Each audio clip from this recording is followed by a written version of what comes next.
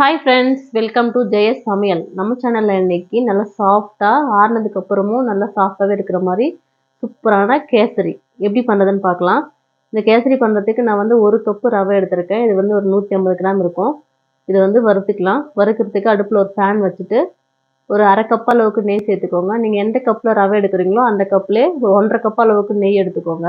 அதில் ஒரு அரை கப்பு நெய் மட்டும் சேர்த்துட்டு இதில் ஒரு 10 முந்திரியும் பாதாமும் இந்த மாதிரி கட் பண்ணி சேர்த்துக்கோங்க. அது கூடவே கொஞ்சமாக திராட்சையும் போட்டு நல்லா கோல்டன் ப்ரௌன் கலரில் இந்த மாதிரி ஃப்ரை பண்ணி எடுத்து வச்சுக்கோங்க. ட்ரை நட்ஸ் வந்து நீங்கள் எவ்வளோ வேணால் சேர்த்துக்கலாம். இந்த மாதிரி ரோஸ்ட் பண்ணி எடுத்து வச்சுக்கோங்க. இப்போ அதே நெய்யில் ரவையை சேர்த்துக்கலாம். சேர்த்துட்டு அடுப்பு சிம்மில் வச்சு இந்த நெய்யில் ரவை வந்து நல்லா ரோஸ்ட் ஆகணும். நல்லா வாசனை வர வரைக்கும் வறுத்துக்கோங்க. ரவை வந்து எந்த அளவுக்கு வறுக்கிறோமோ அந்த அளவுக்கு கேசரி வந்து நல்லா சாஃப்டாக இருக்கும். பொறுமையாக வறுத்துக்கோங்க.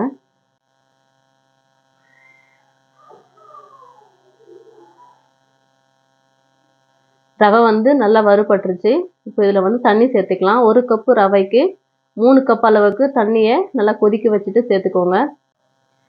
தண்ணி சேர்த்துட்டு அடுத்து சிம்லேயே வச்சு நல்லா கலந்து விடுங்க. இது நல்லா ரவை வெந்து வரட்டும். இது கூட கொஞ்சமாக குங்குமப்பூ சேர்த்துக்கலாம். இது கூடவே கொஞ்சமாக ஃபுட் கலரும் சேர்த்துக்கோங்க. குங்குமப்பூ மட்டும் நீங்கள் இருந்தால் சேர்த்துக்கோங்க, இல்லைன்னா பரவாயில்ல. சேர்த்துட்டு இது நல்லா வெந்து வரட்டும். ரவை நல்லா வேகிற வரைக்கும் அடுப்பு சிம்லேயே வச்சு நல்லா கலந்து விடுங்க. நல்லா கலந்து ரவெல்லாம் வெந்ததுக்கப்புறம் இதில் வச்சிருக்கிற அரை கப்பு நெய்யும் சேர்த்துக்கலாம். சேர்த்துட்டு அப்படியே கலந்து விடுங்க. நெய் வந்து இடையில கலந்து சேர்த்துக்கோங்க. மொத்தமாக ஒரே அடியாக சேர்க்காம அப்பப்போ சேர்த்துக்கோங்க. சேர்த்துட்டு ரவை நல்லா வெந்ததுக்கப்புறம் இதில் 3/4 கப் அளவுக்கு சர்க்கரை சேர்த்துக்கோங்க. அது கூட சும்மா ஒரு பிஞ்ச் அளவுக்கு உப்பு சேர்த்துக்கோங்க. சேர்த்துட்டு இந்த சர்க்கரை நல்லா கரைஞ்சி திரும்ப நல்லா கொதிக்கணும். அது வரைக்கும் அப்படியே கலந்து விடுங்க.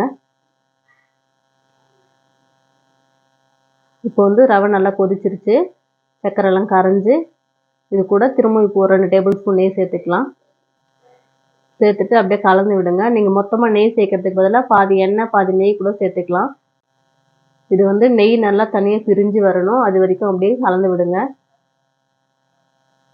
இப்போ பாருங்கள், நெய்யெல்லாம் தனியாக பிரிஞ்சு வர ஆரம்பிச்சிருச்சு. ரவையும் நல்லா வெந்திருக்கு.